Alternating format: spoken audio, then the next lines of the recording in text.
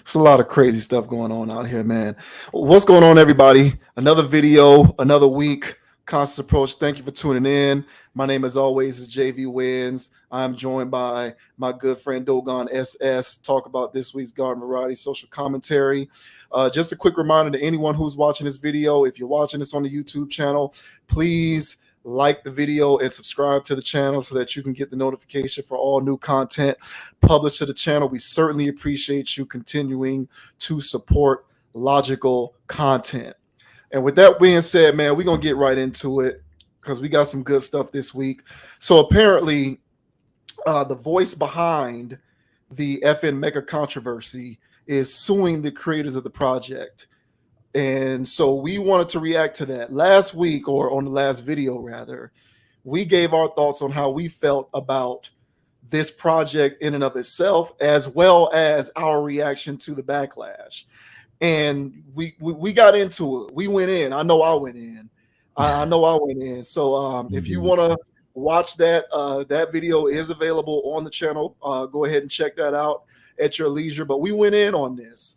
We thought the backlash was ridiculous, and we thought that the project in and of itself was both strange and, Dogon brought up an interesting point that this thing could just be a test dummy type situation for more projects like this to come in the future that can be backlash proof.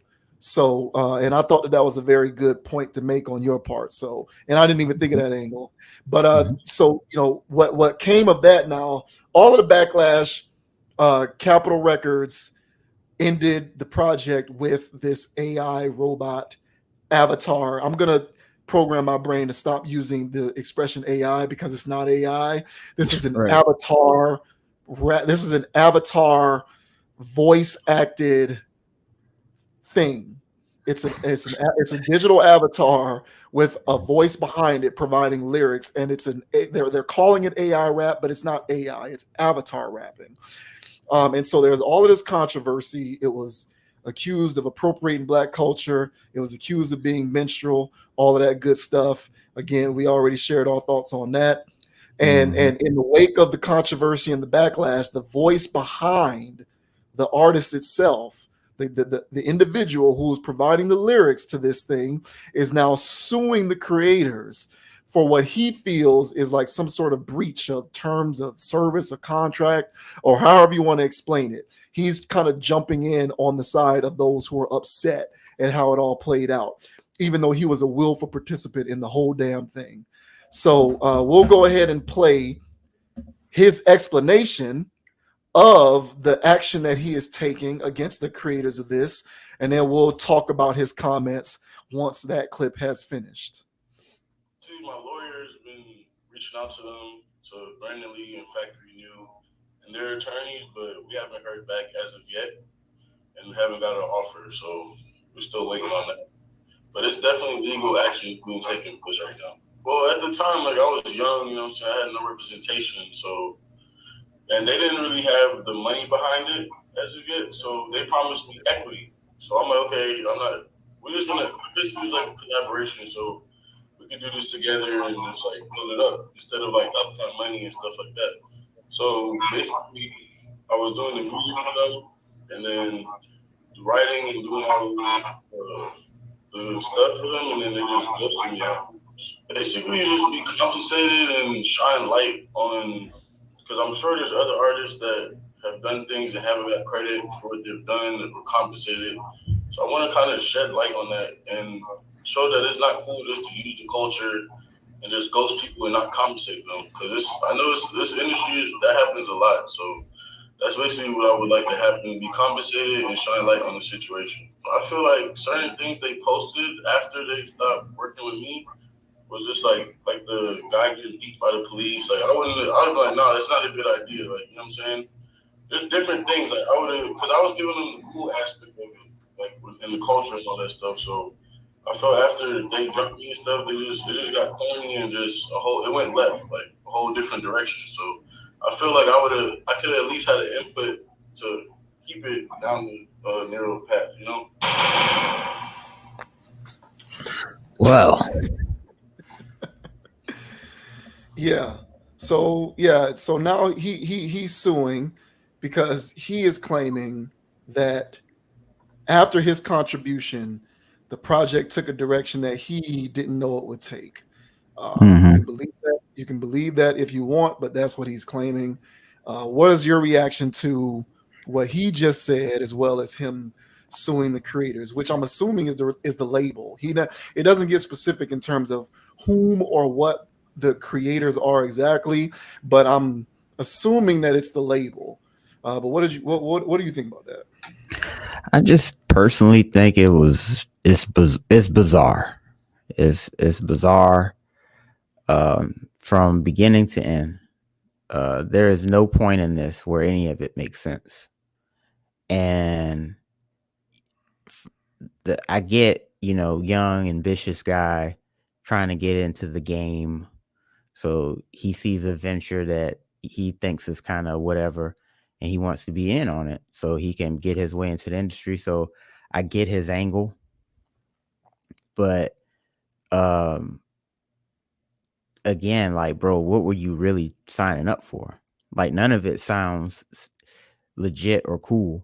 Like from the beginning, well, I was trying to make it normal, and it was doing all this extra weird stuff, and I was just trying to. I get that angle, but still, it's bizarre. Um, he seems, a little um interesting. So I'm not. Let's say this. I'm by looking at him, I'm not surprised that he did this. So um, take that how you want, because it's all strange to me. But how do you feel about this, man? How do you feel? Yeah, I just think this is ridiculous. So,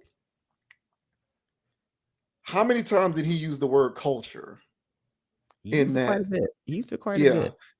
So he brought up the idea Hmm. that he felt some type of way about the fact that they, whoever they are using the culture, and then he's not being compensated for it. So let's key in on the fact that he is acknowledging Hmm. that this project was symbolic of the culture being used. Um, unless he was oblivious to who the creators of the project were while he was working on this, he Hmm. has no excuses for not knowing that this project could have went in this particular direction. And I do not believe he was oblivious. He knows who he was working with. He knows who he was working for.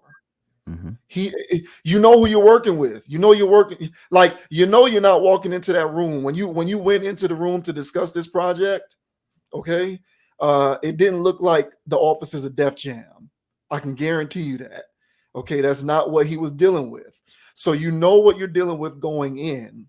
What do you expect the outcome to be, especially if your role outside of providing your voice is minimal? What do you think is going to happen? Furthermore, if you were aware that the culture was being used in a certain capacity, why wouldn't you suggest that you have a greater involvement than merely providing your voice to the project? These are there's just so many questions that I have, and I'm not going to give him the pass for being young, because when I was young enough to know that I was a part of something that could potentially be exploited, I was going to work as hard as I possibly could to ensure that it would not be exploited. So I just don't give people that youth card. I stopped doing it. I don't have the patience for it. You can spare me with that. I think he was trying to get a check. The check that he got was not adequate, and now he's lashing out because he didn't get compensated the way that he thinks that he should have been compensated for it. And furthermore, I really do think that he is trying to take advantage of the negative publicity that the project incurred to curry favor for certain elements in our community. I think that if the backlash wasn't as swift as it was, he wouldn't be suing. Maybe he'd be talking about how, um, he wished it would go on differently. Maybe he'd be talking about how his contribution wasn't commensurate with what he received on the back end for that contribution. I don't think he'd be taking legal action. I think him taking legal action is like an extreme measure that he is taking in order to make it clear to the culture, to the Mhm. community, that he is on its side. And how dare they appropriate it in this way? Not only am I going to voice my displeasure with how this thing turned out, but now I'm also going to sue. Because what better way for me to show solidarity with my people than to sue and be litigious? I think, like the whole project in and of itself and the reaction to it, this is a dog and pony show. I'm pretty sure he has advisors and people behind him who are sort of helping him come to this particular course of action. But I think it's a joke. Like you said, I think it's bizarre. And I think, if anything else, he was complicit in said use of the culture, in said appropriation. He was just as complicit, and he was just as much a willing participant as the individuals who put on this thing. That's how I see that. All of this grandstanding is for social media troll world, so that people can say, man, this guy's standing up for himself. He should have stood up for himself when he signed on in the first place. Or maybe he shouldn't have signed on at all. Because I don't Exactly. know what you thought was going to happen when you walked in there and you saw who these people look like who were in charge of this thing. So it's a record label. Okay, this wasn't the offices of BET, not BET in 2022, but BET from the 90s when there were actually black people in these rooms. Mhm. This wasn't Def Jam, run by what's his name, Russell Simmons. This was Capitol Records. So I think he has no one to blame but himself. And this whole lawsuit thing is a measure to make himself look redeeming in the eyes of those who look upon this thing as a stain on Mhm. the quote unquote culture. Alright. Yeah, I agree with all of that. Um, I didn't even bother to think of the angle of um him saying that they were, stealing the culture and he ain't getting paid about it. Right. Like Yeah. that's so like, but if they were paying me, then well, I ain't got no problem. Exactly. Exactly. And so, but he comes off, and when I was saying like I'm not surprised by looking at him, um, by just his appearance and the things he say, it sounds like he comes off like the Soldier Boy, uh, Takashi 69. Um, uh, I can name others that just did anything or do anything to go viral. Like hearing like Soldier Boy's success story of how he was able to get to where he was at, he was going to be famous regardless, and it was going to be at any cost. And they would do, wow stuff, you know, uh, in the MySpace days, basically spamming and scamming just so he Yeah. can get plays. And so those people are going to make it. And so this guy right here comes off as one of those people that will do anything to get on. And he did anything, because that's literally the definition. Honestly, never been done before. You talk about the statistics in human history. There has never been an artist who sings the songs written allegedly by a robot. This is a first, and he was the guy to do it. And so yeah, so he's willing to do anything to get on. And so now he's going to use this because, well, now people know his name. Hmm. Hooligan something, right? Something hooligan. All right. And so yeah, this guy is that's power in the name, man. And so this guy here, bizarre town, bizarre type of individual. Hopefully his music that he makes for himself isn't bizarre, but I wouldn't put Right. anything I wouldn't put anything past this guy. Neither would So I, man. Yeah. but yeah, but this whole shenanigans that we even weighed in on last week with this whole thing. Um yeah, man, we'll see what ends up happening with all of this stuff. But I just say, man, this is we're living in the future, bro. We're living in those times. When we was growing up, man, we was sitting there watching. Now ain't no flying cars. You know what I'm saying? But they working on the self-driving ones. Yeah. And so we're here, man, and we're living in it. And so, yeah, why not have something like this? And so, yeah, man, this is the signs of the times. Yeah, it is. Yeah. And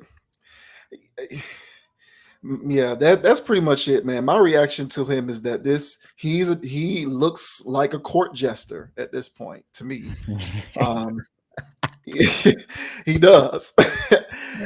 He looks like a court jester, and I feel bad for him. But what I've noticed, is that these just don't appeal to my personal sensibilities. So when I look at him and I say I feel bad for him, usually it's an indication that this is something that's happened for him that's going to yield positive outcomes. That's what I've noticed. Like whenever I find someone who has done something publicly that is unbecoming, and I find it to be cringe and unbecoming to the rest of the masses and the modern world out here and the way that this stuff works, that's actually something that's positive. It's like the opposite. It's a flipped inverse of how I see it. So I may think that I may believe that he has embarrassed himself, but I don't think that that's the way it's playing out for others who Oh are, I no. guess, less socially and consciously aware. I just think that in light of the way people responded to it, you can't convince me that he couldn't foresee this type of response. And yet he willfully involved himself in the project anyway. And he did so because he was looking for that check. But the check was inadequate and the response was what it was. So now let me try to parlay that and leverage my position to try and take advantage of that dynamic as much as I can.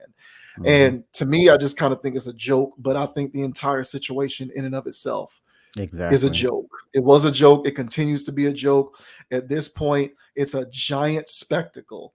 And the main problem that I have with this, because otherwise I find it to be entertaining, but the main problem that I have with this is that because it was wrapped within the context of hip hop music, and hip hop music is synonymous with Black culture, it has the potential to become a larger conversation around what constitutes Black culture.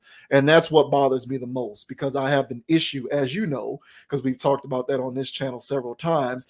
I have an issue with the fact that this music is synonymous with Black way of life. And so that's the only real issue that I see with it. Otherwise, this whole thing is a joke, and so is this kid. Yep. 100. Yeah. And with that, man, we're gonna go ahead and move on, man. Good luck to this kid. I hope you get whatever bag you hope to get from the deal via your lawsuit. It is what it is. Next up, we're gonna talk about this clip that we saw. Someone's trying to explain why relationships today are not working out. So while we get that queued up, I want to remind everybody, if you're watching this video, please subscribe to the channel, man. We certainly appreciate your support and logical content as we continue to supply the channel and you, if you're so inclined, with some good content, something to watch, something to listen to throughout the week, man. So we certainly appreciate you supporting the channel, man. Couldn't thank you enough for supporting the Conscious Approach channel. But this clip we ran across, this woman is attempting to explain why relationships today are failing. The origin of this clip, I believe this is a TikTok clip, but we pulled down like a 60-second shorter version from our Content Factory World Star.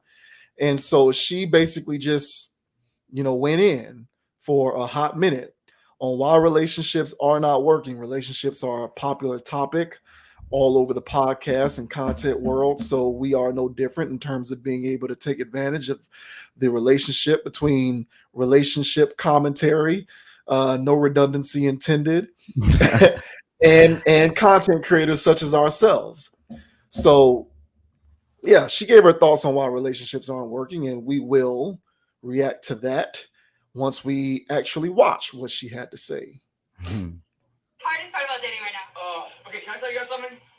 I haven't dated a girl The reason why dating isn't working anymore is because everybody has too many options. Everybody has a backup plan. Nobody has compassion anymore. Nobody wants to listen to their partner because they think it's controlling. Everybody wants to do whatever the fuck they want and act as if they don't have a partner. And also, when times get hard, you guys decide to leave. How do you think our parents and stuff dealt with things? They didn't just walk up and leave and say, "Oh, I can find better." No, you sit there and you learn from each other. You help each other grow. You forgive each other. And that's how you build that strong dynamic and become a strong couple. Now, I'm not talking about cheating, abuse, all that stuff. No, no, no. We're talking about normal things you can forgive your partner for. And then another thing, too, social media has killed it.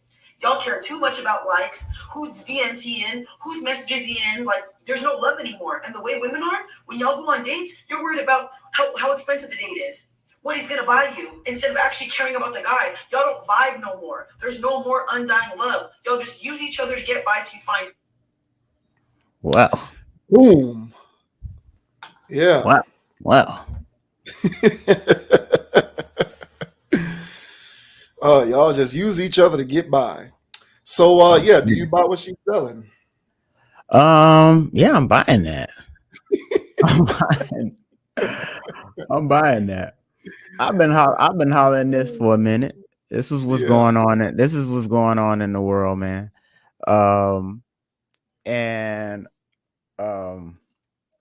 But I think I brought this up, I guess, last time we had spoke. But when people don't have good examples of what a relationship is, well, they're not going to know what to do when they're actually in one. No, they're not even going to know how to they're not even going to know how to identify one. Right. And because children emulate their primary caregiver, so whoever that is. And so while they're emulating that person, if they're watching that person not be in a marriage, for instance, then in that situation, they're watching their parent, either mother or father, date. So that's a dynamic. If there is marriage going on, I'm pretty sure there was some tense moments going on. And the child said, "Hey, I don't think that this marriage thing is what it's all cracked out to be. And so let me try to evaluate something else or do it different than how my people did it. Because my mom dealt with XYZ or my dad dealt with XYZ, and I ain't gonna be in nothing like that." So there's a lot of variables that play into the mindset of today's modern people, and us, our generation included. And so we saw different things in a world and in a place where things are chill. Like, we didn't grow up with segregation and weird stuff like that. Like, we went to school with all kinds of, ethnicities and stuff. So that's next level for my dad. My dad didn't have that experience, but I did, And so I grew up in a different world, and we saw different things, We had sitcoms and stuff like that when we was coming up, and TV was really well oiled at that point. And so things were just, our generation saw things differently. And so we looked at our elders and we was like, we don't want to do that. We don't want to do that. On top of the indoctrinations of just have fun, just have fun, just have fun. Then, everybody's out here really just trying to have fun. And like she says, people have way too many options. Absolutely. And with the because just one aspect of it, people from whatever can keep up with their classmates. Like, we've never lost contact with people that we went to elementary school with in some cases because of social media. But my dad, he would say, "Yeah, I seen blah blah blah over there by the expressway." And that's how he got to see his old classmates. Yeah. So we are well connected. There's so much connection. And so with that, there's all of these options. And I say, hey, if you want to point to your old generation of people and they say, well, they were married for, grandpa was married for, I don't know how many years, 50, 60, 70 years, But if grandpa, back in the day had a smartphone and he can, swipe left or swipe right. He'll be liking Anna Marie's and Mary Jo's pictures, and he was going to be DMing people, and he was going to get in trouble, and that relationship was going to end. He didn't have options. His mailbox was a mile away. So things were different. So my whole thing is, now with all of these things, people at this point in human history have to be at the sharpest they've ever been, because there's so much temptation around every corner. And the sharper you are, the less susceptible you are to all of this mind control and propaganda that's going on. But the thing is this thing it casts a broad net, and it's caught a lot of people in it. And so now everybody is feeling the same type of fever of, oh, you tried me, I don't play that, cut off. Oh, you tried me, I don't play that, cut off. Because why? Because I got options in my phone. I got exes from long way back that I can just whoop and we can reconnect. So with all of that type of stuff going on, why keep it in the pants? So yeah, people have to be highly evolved and highly mature if they want to live in today's modern world and not get swept up in all these waves. So that's how I, initially feel about that. Yeah, I agree with you. Towards the end of her commentary, it kind of started to sound like her opinion was more woman centric. So at the end of it, she started getting into, you're worried about how much the guy can pay for the date and how much he can do for you and all of this kind of stuff. It kind of sounded like towards the end of it, it was leaning more towards it being a commentary on why they fail because of what women are doing. At least that's how I took that towards the end. And we talked last week about Lori Harvey and how Lori Harvey talks about how she dates on her own terms. I believe that to be code for I enjoy being a casual dater. But women get spurned for using such, language in, I guess, regular society. So they have to code what they say. Now, I feel bad for them in that regard. I think that if a guy says, I got a whole lot of hoes, I think women should also be able to say, I got a whole lot of hoes. I think the door should swing both ways at this point. So I don't like the fact that women still today, despite all of this equality, sexual liberation, and sexual equality stuff that we got going on, still to this day, a woman will get spurned for saying certain things with respect to her dating and sexual life that a guy would be celebrated for. And I kind of feel like it should be at this point equal. If a guy can say I got a whole bunch of chicks, then a girl should, or a woman should be able to say I got a whole bunch of chicks too. But it kind of sounded like her commentary was very woman centric. And she talked about how they fail because women become overly concerned with what men can do for them, how much the date's going to cost, and how that must be symbolic of how good a man he is, as if that's any sort of indication. And I agree that women do that. I do think women do that. And I do think that it has a lot to do with why they aren't working. But I also believe that there are two sides to the same coin.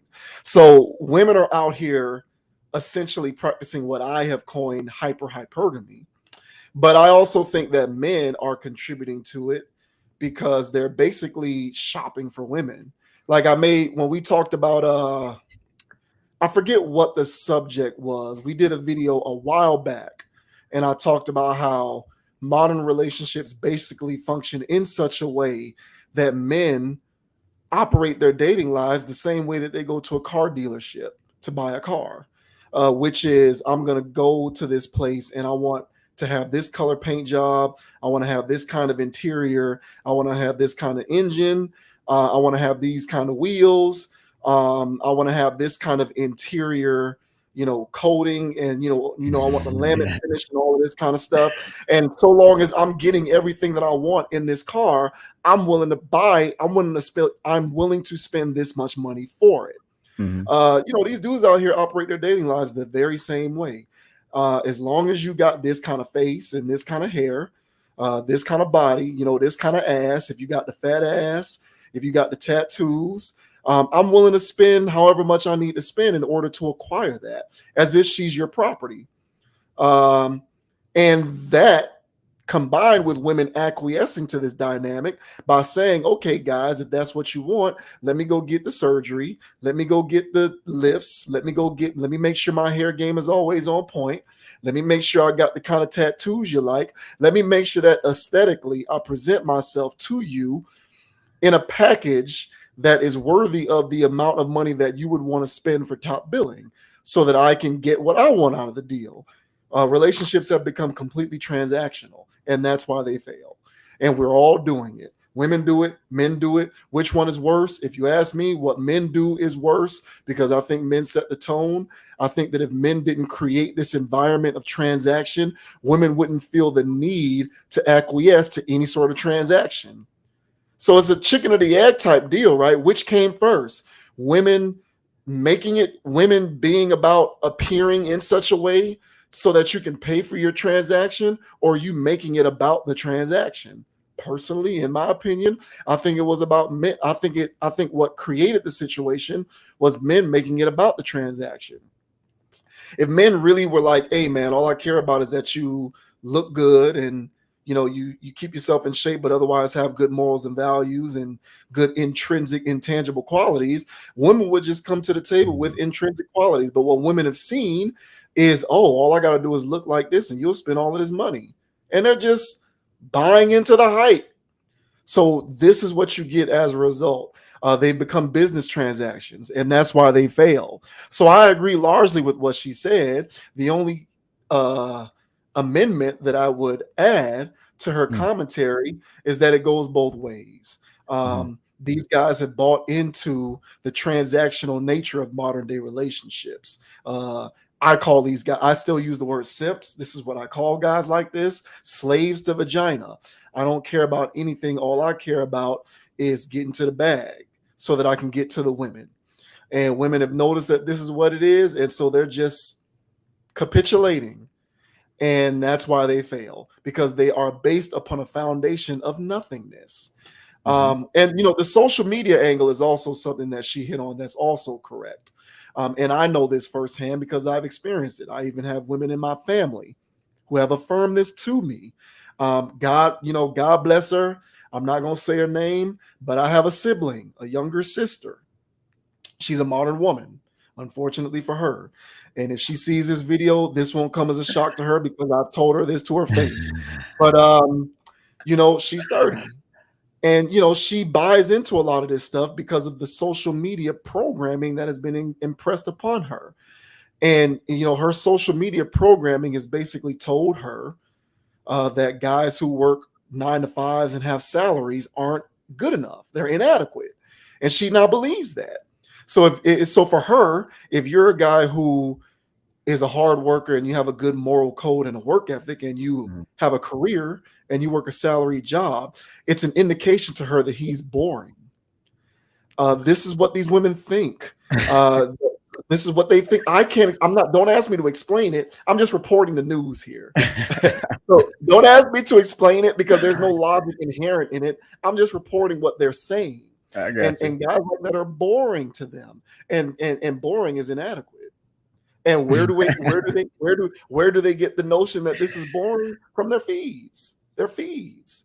From seeing other chicks' timelines of guys who apparently must not be boring. And how are they not boring? Oh, because he took me on vacation spontaneously. Oh, that means he's not boring. Okay. What about the other 6 days of the week where he's sitting on his couch, managing his fantasy football team and watching SportsCenter all day? He's not boring then, but he's boring because he took you on vacation. I get it. There's no logic. None of it makes sense. And it's all become completely transactional. And I agree with what she's saying. I think it's a joke. And I think it's unfortunate for those of us who are still trying to navigate this crazy world, trying to find their other person, myself included. And, you know, it is what it is. I don't think that she's wrong, but at the same time, it's rehashed territory. Nevertheless, that doesn't make it any less interesting to discuss and talk about. So, Hey man, well said. All of that. Well said, man. And yeah, man, this is again, man, we're living in a world where people they have more options than just dating. Like you can get into whatever vice you want and it is at a fingertips touch. Yeah. And when that's what's going on, and you're not a centered person, you're liable to do any damn thing. And so right now, our society, they're doing anything. Mm-hmm. And like I said with the last topic, that guy did anything. And so what people are doing nowadays, and I mean, why be shocked at anything? And so what people are in relationships, man, when you out there and you really trying to get to know somebody, but they stay 2 or 3 deep in their phone, 3 people deep in their phone having conversations, and they're not going to stop. Mm-hmm. And so when you're encountering this over and over and over again, you know, at some point it's like, well, what are we doing? It's a collective at this point. And so this is going on so much. Like people are glorifying being like single, no nothing going on type of thing. And so but again, that was the same type of mind control that we were, at least I know I speak for myself, that I was buying hook, line, and sinker. Because when I was 21, 22, 23, or whatever, I'm like, hell no. Family right now, sheesh. I'm about to go Mm-hmm. ball out. I'm about Mm-hmm. to go slay some things and have some seasons. And so when that was my primary objective, yeah, I was out there executing it. But then executing it at an extent to where I'm just really dealing with one-off situation after another, one-off, one-off, one-off. And when that's how you build relationships with people in general, then at some point the person has to become a narcissist by defense. Because if they're out here being empathetic to somebody who they just met off the street, basically, that person to eat them alive. So they have to have these rigid, cold ways about Yeah. themselves as Mm-hmm. self-defense as they out here doing this dating thing. Then once they actually meet somebody that they're really interested in, they don't know how to open up. They've closed themselves off for so long that they don't even really know who they are, what they really want in a relationship. All they know is that they really like this person more than they dealt with these other people. And so while they try to get in a relationship, all the stuff that they're so used to from the past is part of their function and habit. So they're going to bring that baggage into the relationship. And so when they actually have somebody around, then it can actually cause friction because at this point, this person doesn't really know how to love the right way. And so what she's speaking to is everybody is going through this cycle of situationship after situationship. And so when that is the offense, the defense is to close yourself off. So it's this is what's happening. Social media is only making it worse. Reality television is only making it worse. So the only thing that would salvage someone from being a victim of this mind control is to unplug themselves from these things that are trying to control you. So these social media things, yeah, I mean, do your thing, but have it like a salad or something, something light over here. with some croutons. You know what I'm saying? And have that as just a light appetizer or something for your life. But 3 hours binging on something like that, unless you're running a business, right? You know what I'm saying? Let's slow that down a little bit. Yeah, you got to pump the brakes. Yeah. But yeah, man. So yeah, man, this is everything we talk about damn near every week, because it's all relative. And and these are just, honestly, each one of these topics that we talk about, they're just like bits and pieces of evidence of the madness that we're constantly seeing all the time from these influences that are constantly being pumped to the people's brains. So hell, the public school system didn't help.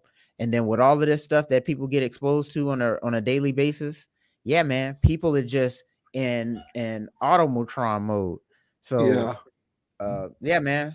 And that's another reason I'm surprised they didn't like the AI rapper, because so many people are botted out. Yeah, I know, right? There's such sheer irony. Yeah, the botted out stops once it becomes cultural, I guess. I don't know. Right. Don't ask me to make sense out of any of this, man. I just, like I said, man, I'm an honesty broker. I just try to report the news. But I just think at the end of the day, man, all of this stuff has become transactional. And you mentioned being aware enough to try to unplug yourself so that you are not susceptible to the influences. But it's hard to unplug yourself from something when you are not aware of the fact that you're plugged into something. That exactly. So like, people who conduct their dating lives in a transactional manner don't realize where they got these sensibilities from. Exactly. They don't know. So you can't really create the separation, because for them, the multiverse is the reality. And that's the interesting thing about what social media has done. See, what social media did, it's not that a woman, for example, and this is what I started to notice years ago when this first started happening. A non-famous person, a non-public figure, a regular woman out here in regular society, she can look at Kim Kardashian's, Instagram, and there's enough of a separation from there are enough degrees of separation between Kim Kardashian and this individual for this individual to say, Kim Kardashian is doing that, but I'm not her. I don't live her life. I can't do that. There are enough degrees of separation between the top 1% or celebrities and people like this, and people who exist not in circles like that you can sort of be plugged into that type of madness, but still maintain some sense of reality, because you can understand you're a ways away from that. You're not in that. You're not Kim Kardashian. You're not any of these people. You're not Beyonce. You're not any of these types of people, right? But what really put it on its head is when people personally started to plug themselves into your matrix. So like, it's homegirl three doors down from me, she can follow Kim Kardashian, and she can see Kim Kardashian going to Aruba or Dubai and think nothing of it, because hey, that's Kim Kardashian. But if you got a homegirl that you work with whose boyfriend took her to Aruba or Dubai, now we got a problem. Because now you can more directly associate yourself with that kind of situation, because this is a person who you know personally. You've been close to her, you may work with her, maybe you're friends with her, you see her gallivanting around, and now subconsciously you're saying to yourself, if she's gallivanting around, why can't I gallivant around? now you're out here looking, yeah, you got a gallivant. So now you're out here looking for a guy who can afford to make you gallivant. And the thing about it is, you don't know what that guy, you don't know what this this woman who you don't know what their situation is. You don't know Right. what that guy has going on that can Mhm. afford them with the opportunity to do any kind of gallivanting. Furthermore, you don't even understand the intricacies or complexities of their relationship. You don't know that the relationship is otherwise toxic, but they're putting this out there for mass consumption on the internet. But otherwise, it's a relationship that's completely toxic and inhospitable. You don't know Mhm. any of that. All you're doing is consuming what you see in front of you on your feed, and you're using that to control your behavior and your decision-making process. That's how and that's the real way that this social media stuff changed the game. And guys do it too.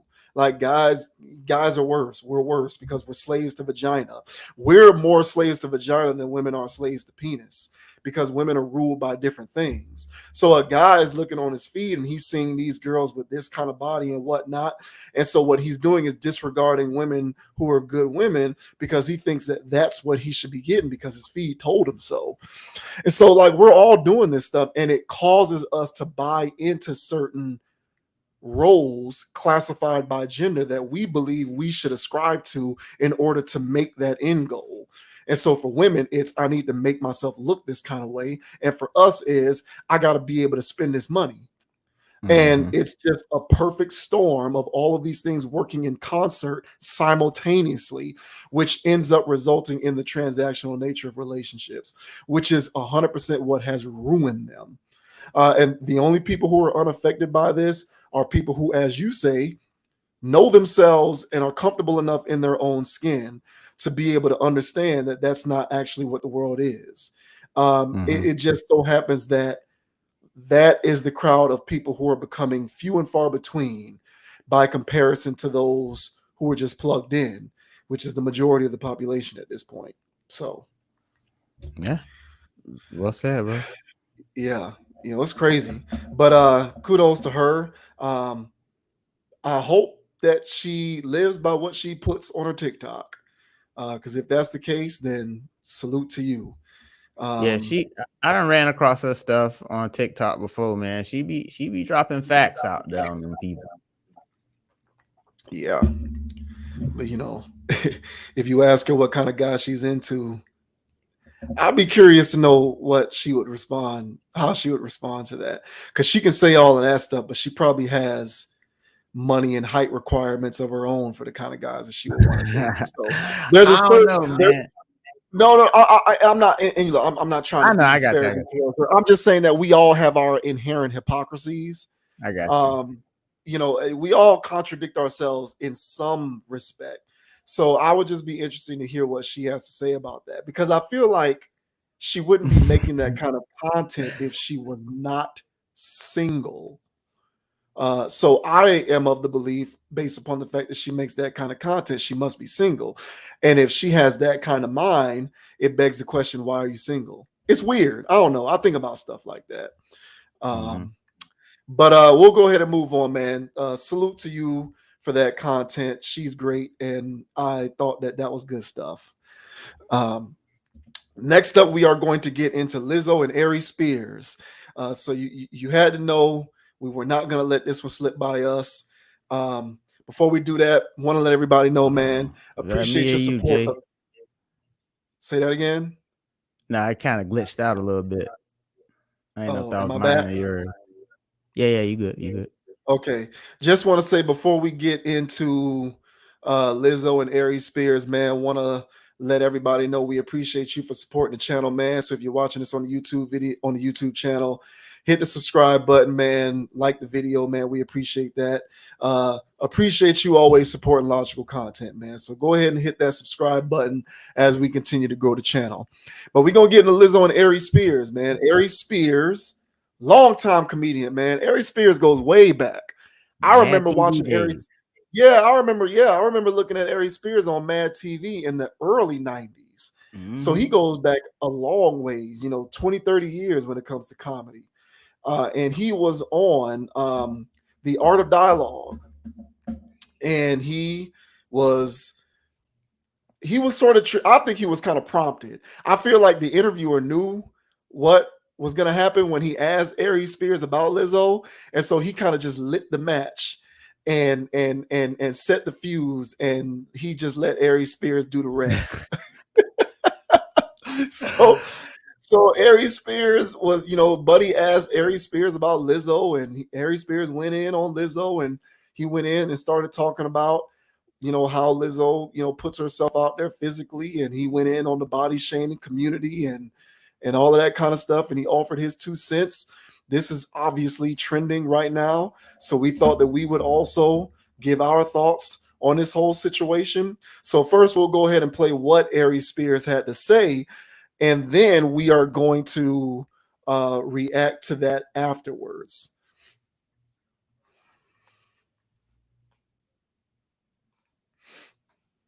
Yo, you know somebody that actually made good music, man? Lizzo.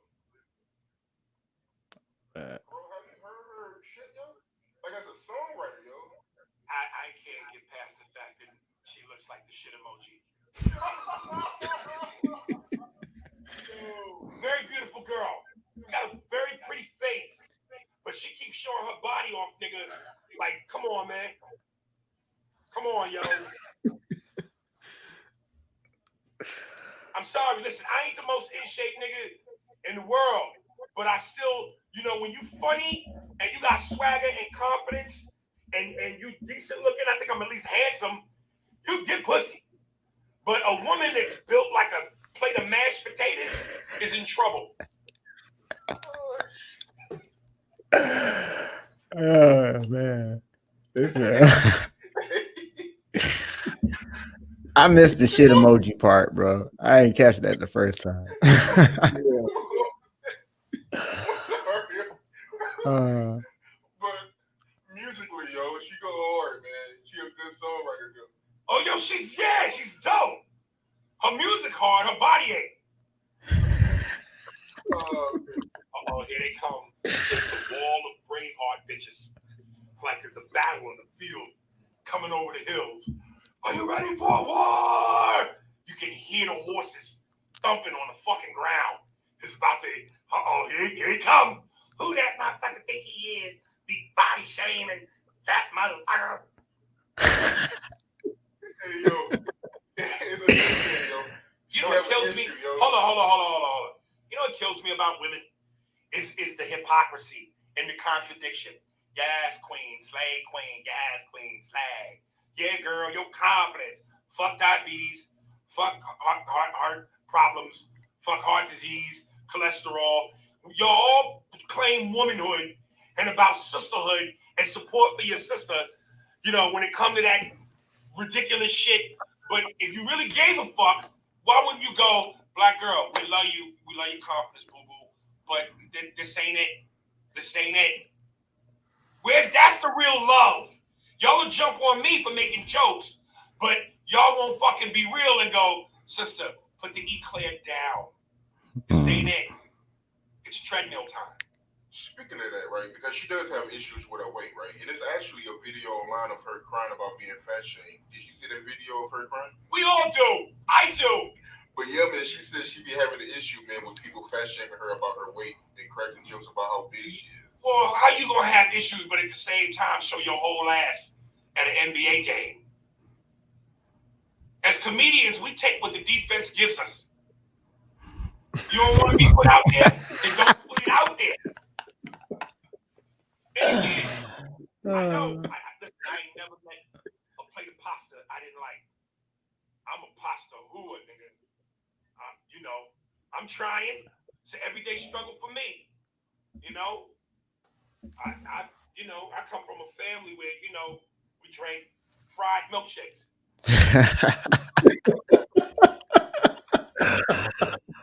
Oh man. That is great, bro. I missed the shit emoji part the first time I watched that. Yeah. That was hilarious. Yeah, oh, man. So I think predictably he incurred some heat. So real quick, I'm going to share real quick some of the stuff that was said in response to him. So this was an article that I found. Lizzo won at VMA, and she kind of, in her acceptance speech, she went in on haters. That part is irrelevant, so I'm going to ignore all of that. But there were some people who responded to what Aries Spears said because they believed that he was, fat shaming or body shaming or shaming in general. So let's see if we go down here. Let's see. So it says here, fitness trainer Shanti wrote on Twitter, did her just okay. I'm going to try to be kind here. I put Lizzo through multiple workouts and she would run circles around this dude any day of the year. Second, for those who want to shame bodies of anyone, especially those who are kind-hearted humans, F you. And this is from Danny Fernandez. She has a blue check mark, but I don't know who this person is. She said, no one who is happy with themselves has time to critique Lizzo. Her radiance and self-love is triggering to unhealed people. They could shine like she does, but instead of working on their own happiness, they want to pull her down into their darkness, and they can't. And then this was another response from another blue check mark called Vanessa LaRue Veasley. Also don't know who this person is. She said, the Lizzo hate still really gets under my skin because all that woman does is put out good music, love her beautiful self, and cheer for everyone else to win. So there was a lot of support for Lizzo in social media troll world, and Aries Spears actually responded to the backlash. So real quick, I'm gonna play real quick what Aries Spears' response was, and then we'll go ahead and get into the commentary. Yo, what up? It's your boy Aries Spears. I had to put the Yankee on for this one. Listen, I know I'm trending right now because of the Lizzo joke. And I just want to say, man, a lot of you women are funny, with the critiques. I ain't funny. I'm fat, unattractive. No woman wants me. They always try to hurt you with what works for you the most. That's what they try to hurt. That's like you break up and you go, that's why you got a little wee-wee and you can't screw. But you've been with him for years. I'm 32 years in this game and I ain't funny. I'm 32 years in this game and I ain't never got no meow. That's hilarious. Y'all don't deal in logic and sense. You deal in emotion and anger. Come with something that's not subjective. Me being unfunny, unattractive, that's not a fact. That's subjective. Stop leading with emotion and anger and come with facts. You heard me? Get me for the link to the Spears and Steinberg podcast. And if there's any women out there who want to give me some for some of this, holla at me.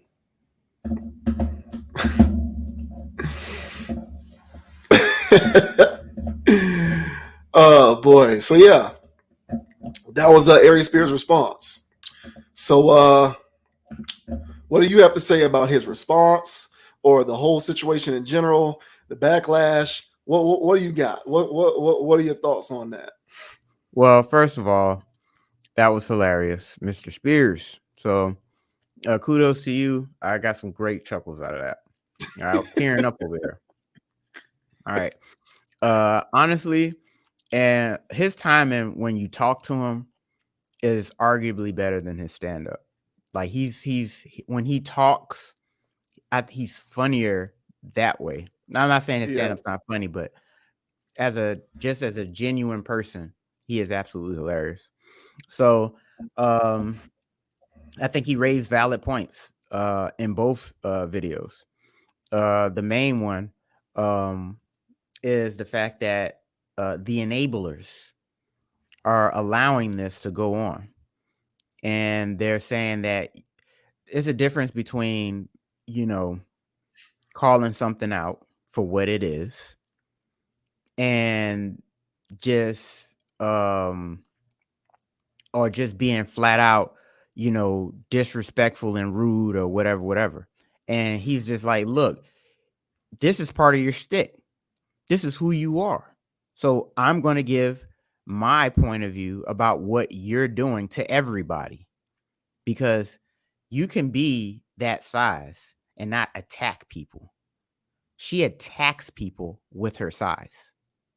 So at that point, people are going to have something to say if they have something to say about someone that size. So honestly, the only type of ridicule and backlash that she gets or hate, as her friends would say, are from people that are victims of her attack. Because listen, the people that go to these award shows, all right, because part of that thumbnail that I put was that see-through thing she wore, where she was just booty naked. Yeah. And so people didn't come out there for that. She attacked those people. If a man goes out in public and starts showing everybody his stuff, that's indecent exposure. This woman wears sheer cover and is fashion? I think not, ma'am. So at this point, she was doing too much, and she knows she's doing too much, and that's part of her troll nature. So I feel like him calling out the aspect that, hey, your health, ma'am, that's what's important, and the enablers are allowing her to continue this path with bad health habits. And I don't need to sit around her to know that she has bad health habits.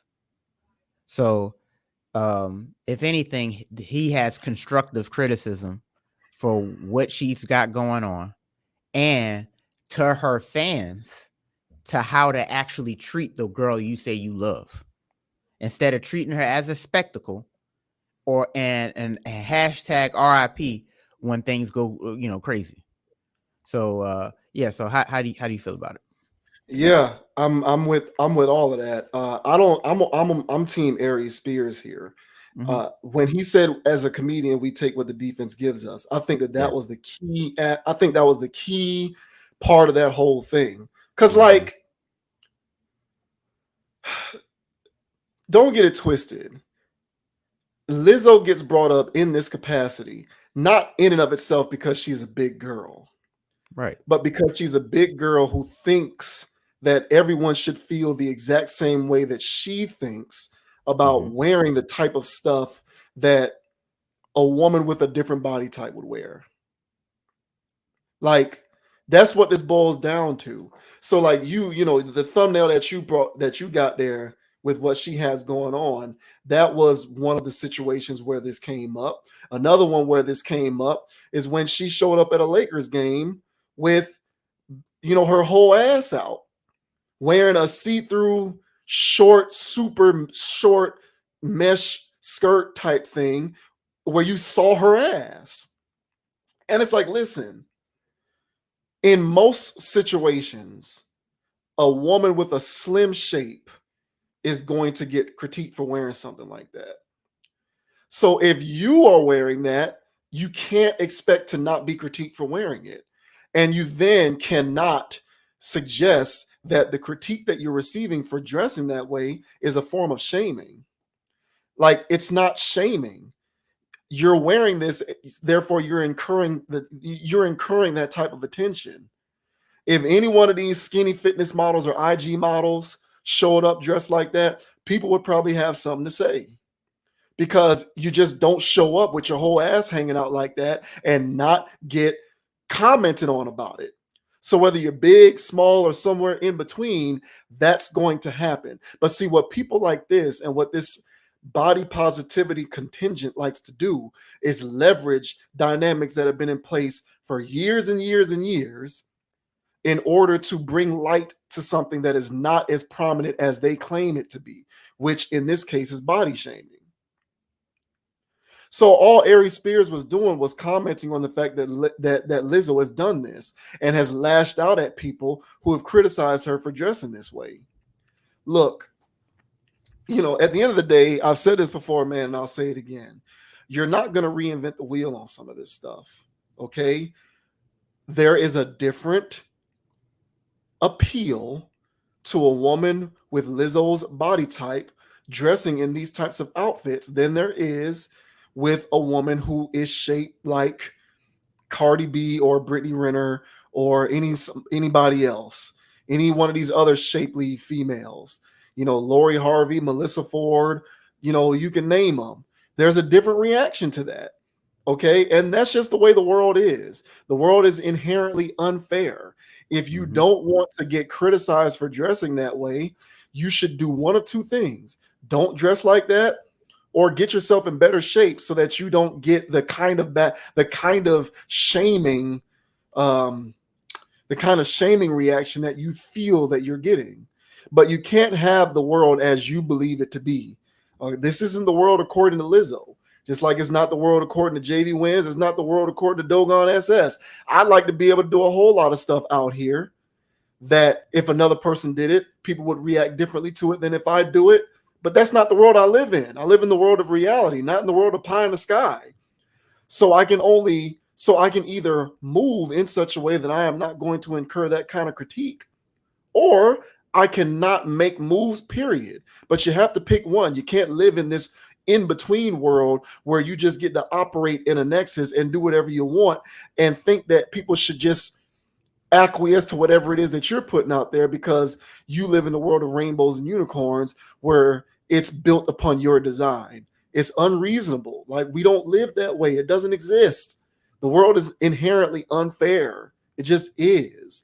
So, like, you're not Cardi B. You're not Nicki Minaj. You're not Beyonce. Okay? You're not somebody like this. You're not somebody who can wear a see-through dress and not get criticized negatively for it. You just don't live in that world. And I hate to break it to the body shaming crowd who wants to preach all of this queen, yes, beautiful this and beautiful that. Look, put on your Oculus, okay? And you can live in that kind of world where you can dress that way and everybody praises you for it.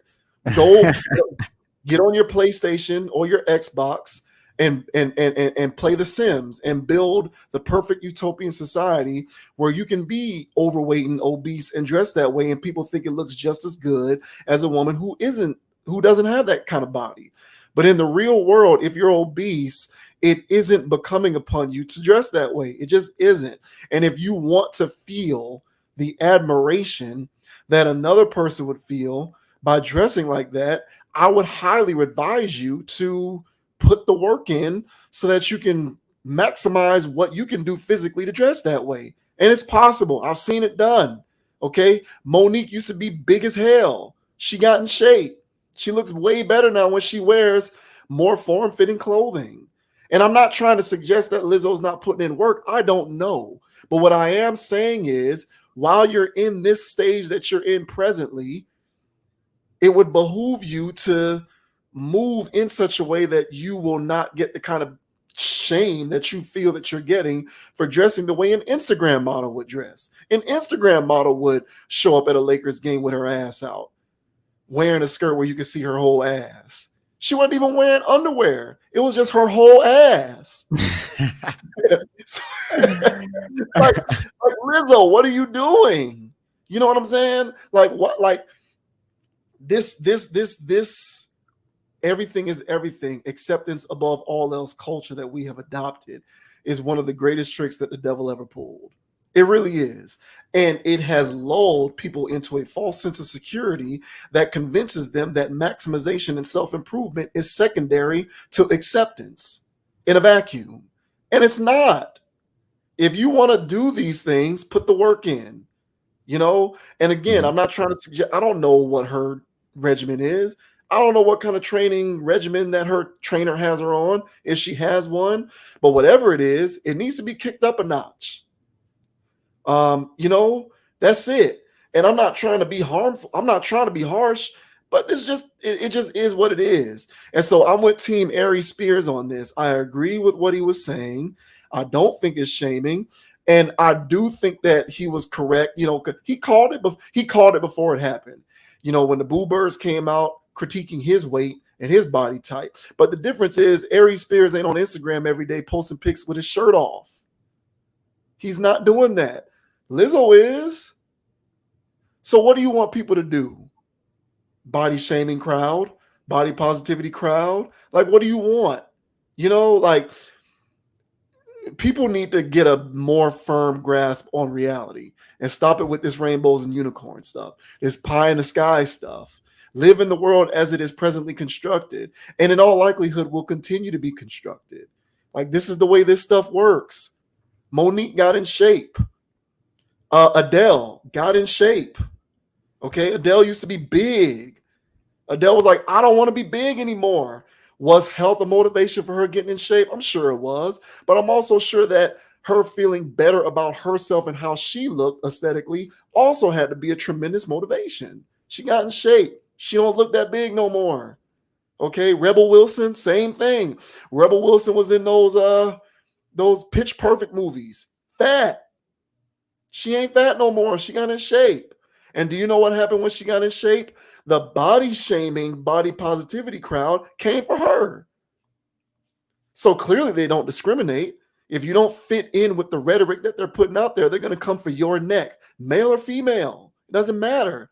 And Rebel Wilson, these people, Rebel Wilson, Adele, they're not going out there saying, hey, y'all need to get in shape. They just quietly went about the business of getting themselves in shape. So what's with the hate that they got for that? It's because people are lazy and don't want to put the work in to maximize themselves. That's what this boils down to. And, I think Aries Spears was making light of that dynamic in a comedic way because he's a comedian, but I think that's what he was speaking to. And I don't think he was wrong. Well, and nah, neither do I. And honestly, it's just classless behavior. And if there was any woman wearing that anywhere, that's classless. And you can say, oh yeah, free the nipple, it's liberation, it's this and that. I'm expressing my femininity. Who told you that? Who told you that that's what expressing your femininity is? Echo chambers on Instagram. I'm telling, it's wild stuff. That's what told them that. Yeah. Echo chambers on Instagram. And now TikTok, I guess. Yeah, I'm expressing my femininity by doing this.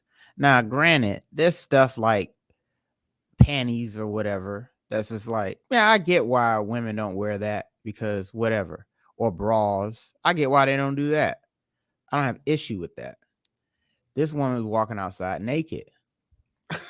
And so she's in places. This was a grown folks event, but a Lakers game, there's kids there. And it's all good and funny, right? And again, it's indecent exposure for man's running around doing this. But she can run around and go out here and do it and not receive criticism. So no, nobody's going to kick you out of a venue for it. But you goddamn right. People that saw footage of this is going to have something to say about it because it's not cool. You're walking around nude. So of course people are going to have shit to say.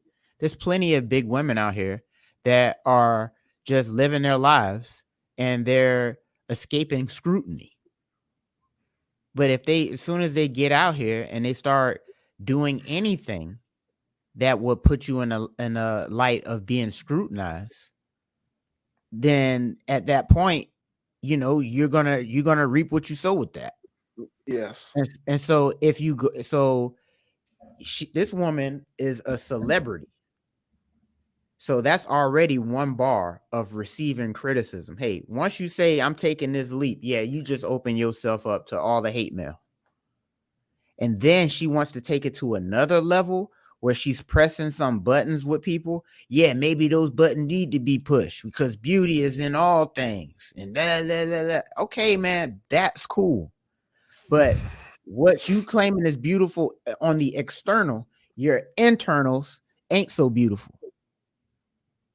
So you might need to check your organs. You might need to check that. Yeah. Because that's not as healthy as your face or as your curves. Yeah. So you might need to address those things. That's my issue with this stuff. I don't, me personally, all shapes and sizes, I don't mind. But whenever I do have something around where, you know what I'm saying, it's a little healthy, you know what I'm saying? I'm saying healthy as far as weight is concerned. Yeah. I'm concerned about their health in the long term. Because in the long term, it's like, all right, hey, that's cool now. But what about years down the line kind of thing where, bodies start to break down and you can't keep toting all of this, doing all of this and eating like that. So at some point, something has to give.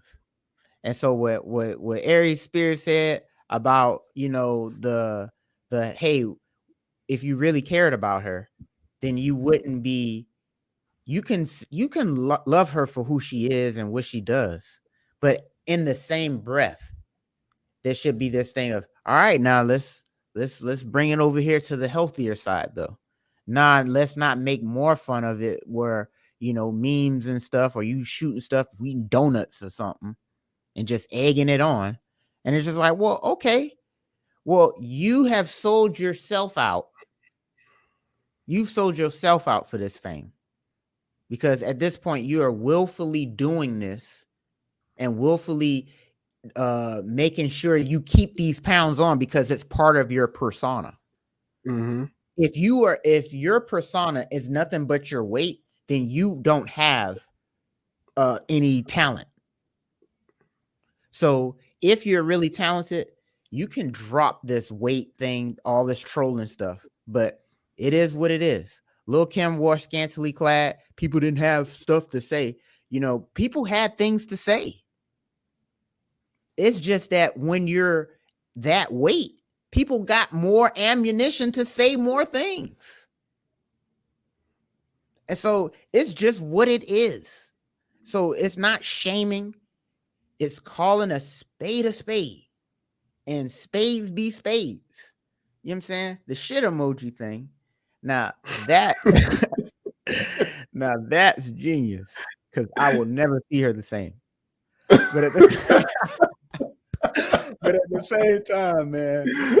same time, man, it ain't shaming. It's just roasting. It's a comedian, one celebrity hollering at another celebrity.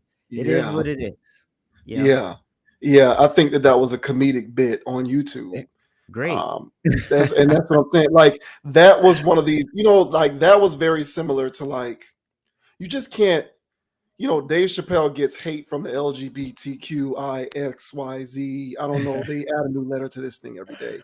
But, you know, Dave Chappelle, you know, he puts that stuff in his routine, and now he is anti all of that stuff. He's not an ally. And, you know, everybody can get it. You know, I reckon back to a joke that Tracy Morgan did on his Black and Blue special years ago, and he was making jokes about gay people. And he said, if you can take a dick, you can take a joke. And like, everybody gets it. Where were all of the boo birds when Lisa Lampanelli was making nothing but black jokes in her whole entire routine? And she would go all she did, her whole entire routine was, I'm a fat white woman, and that's why I date black men. That was her whole bit as a stand-up comedian. I used to watch Lisa Lampanelli in disgust because that was her whole bit. That was her whole bit. She had funny jokes here and there, but it got old. That was mostly what she did. Yeah, I know. That was mostly what she did. And so, you know, and the thing is, I'm not outraged by that. I don't like it because I don't like the idea that it perpetuates this notion that if you're fat, get with a black man. So I have a problem with that.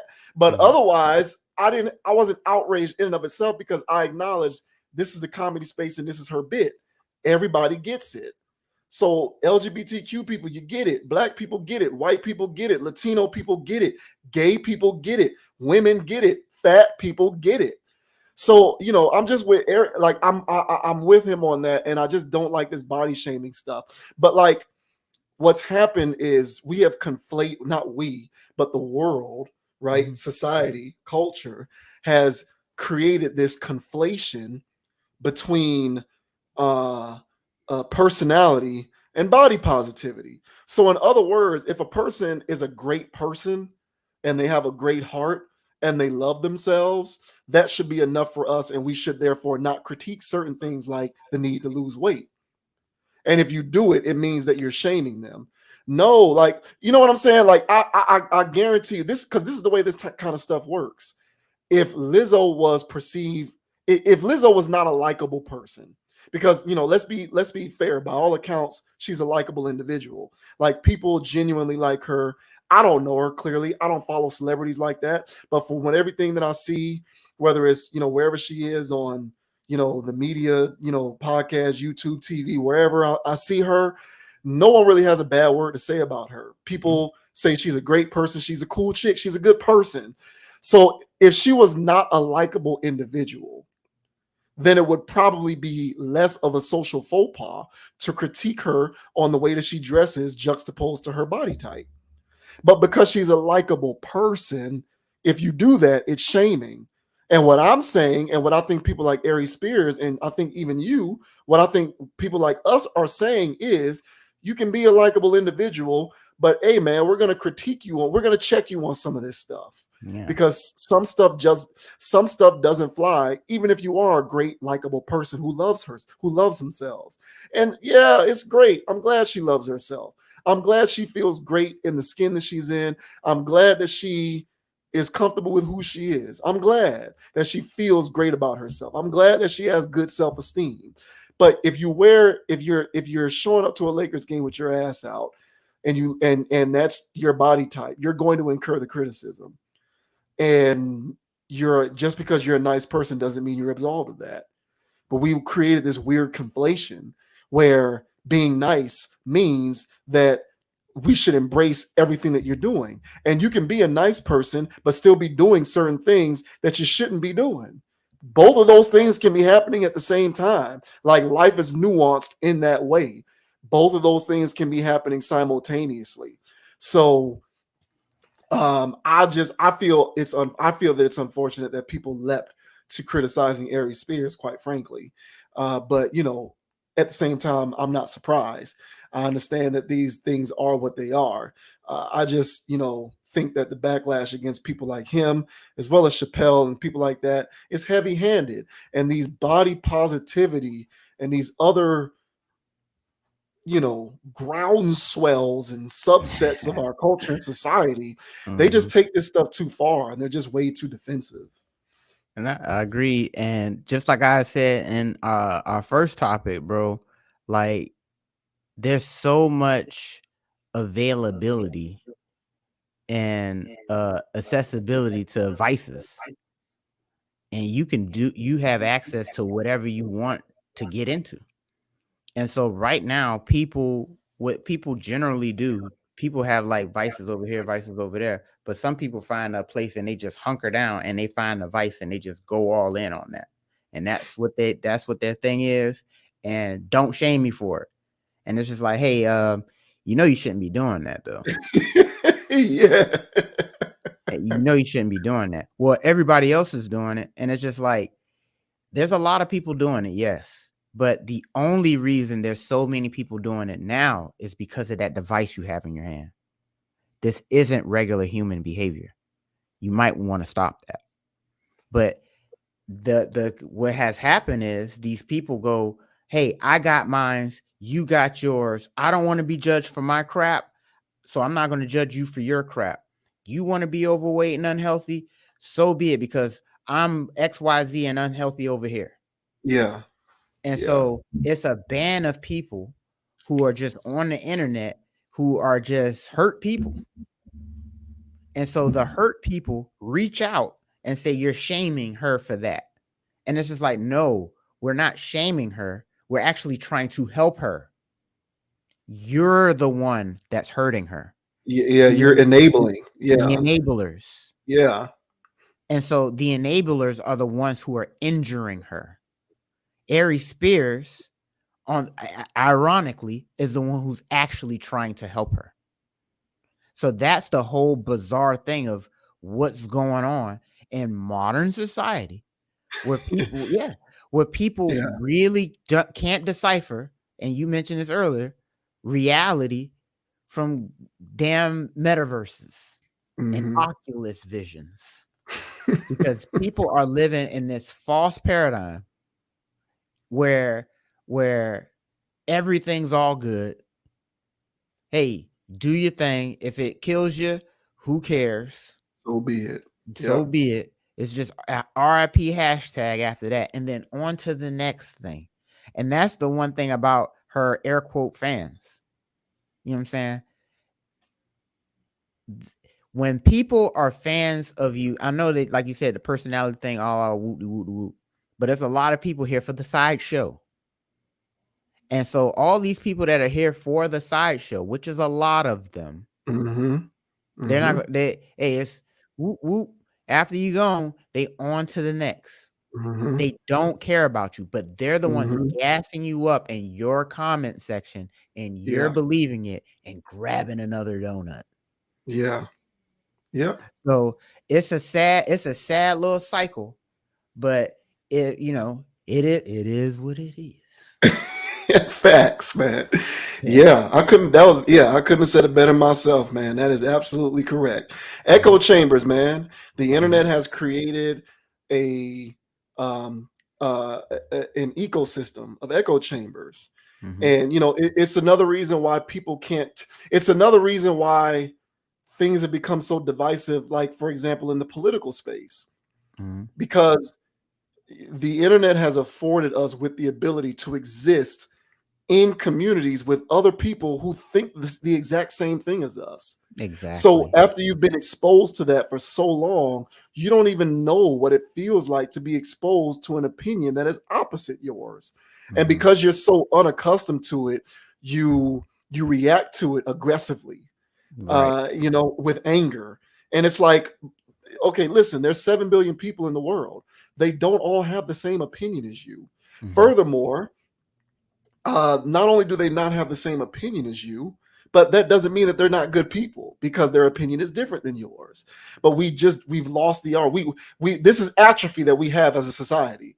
It's a form of atrophy that we have socially, where we have lost the ability to be able to glean insight and sensibilities that are opposed to our own, because the internet has created these subcultures that allow us to exist in our own echo chambers. If body positivity people are surrounded by other people who would never say hit the treadmill, because that's an indication that you're not on board with us. And so everybody I follow is saying the same thing on every platform that I'm on. I'm following the same people saying the same thing. And that's a lot of what's happened. It's unfortunate. But it's the same thing like with this politics stuff. People, relationships ending, friendships ending because a person has a political opinion that you don't have. So what? What does that even what does that have to do with anything? So you've known this person for 20 years and you could have vouched for them at any point. But because they have this one political opinion that you don't like, now all of a sudden that one thing completely deconstructs the entire referendum that you had on who they were as a person prior to that point. It doesn't because you didn't know them as much as you thought they did. Apparently you didn't. Yeah. This one opinion that they have that you now know about means that you didn't know who they are for 30 years, 20 years. It's illogical. And we do this, and we do the same thing with this kind of stuff, with these movements, shame this, body positivity, that it's ridiculous. Like, we're going to get to a point where as human civilization, we have just eradicated all semblances of constructive criticism and feedback. But it is what it is. Yeah. We're getting there. This is part of the all-inclusive, everybody wins a trophy. Yeah. No one's a loser. You are a loser, kid. You're slower than everybody else. You suck. Get faster. That's how you become awesome. Yeah. Yeah. You know what? I became awesome from failing. Yeah. I failed at this. I failed at that. And then I got awesome because I learned from my failures. When you reward a kid for being trash, what do you think he's going to grow up to be? Trash. He's going to be trash. He can't do nothing right. Who did that to him? The people that didn't want to hurt his feelings. The enablers. Hey, kid, you suck. Get better. Hey, man. Somebody, look, it's probably somebody watching this video right now. This is a trash ass YouTuber. This dude is so trash. Good for you, bro. I'm glad you think I'm trash. Because it means I got room for improvement. And this channel is not a cult. I don't want everybody to think I'm the greatest thing since sliced bread. I don't want everybody to agree with everything we say on this thing. That is what you call a cult. And I'm not interested in cults. This is not a cult. Diversity of thought is the idea. So, yeah, I suck. Great. Some people think I suck. Some people think you suck. Some people think I'm cool. Some people think you're cool. That's the way the world works, man.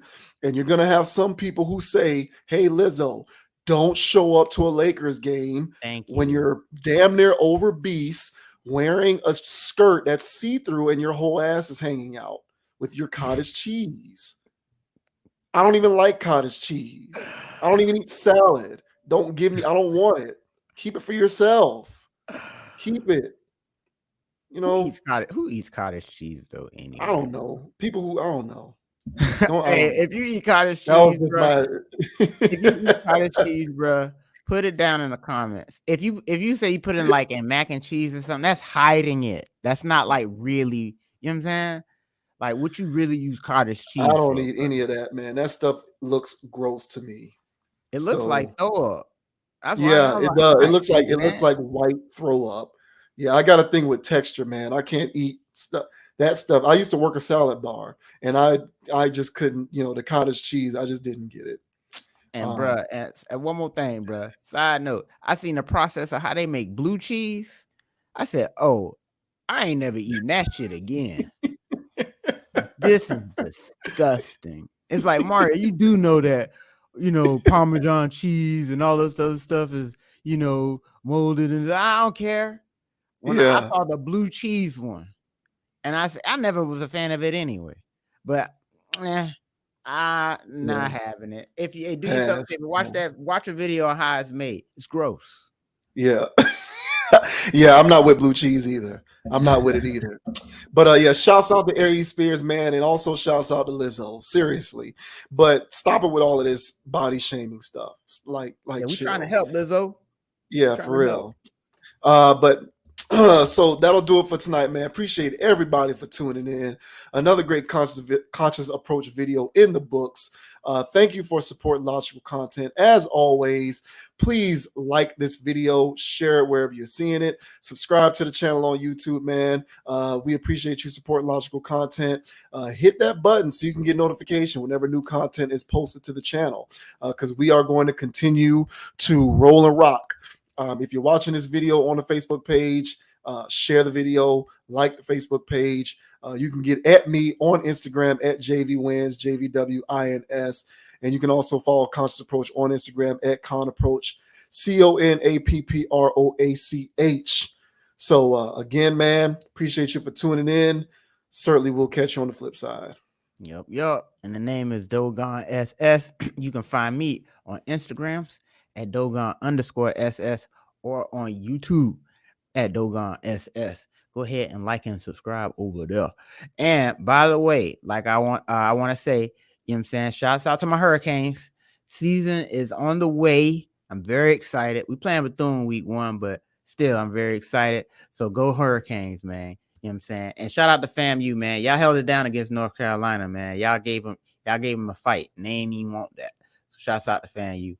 But as I always say, man, don't be too high, don't be too low. Keep it even kill, man. Keep it calm, keep it chill, keep it player, bro. You know what I'm saying? And until next time, you know what I mean? Yes, sir. And until then, we have nothing left to say. We are signing off. We'll see you on the next video. Peace.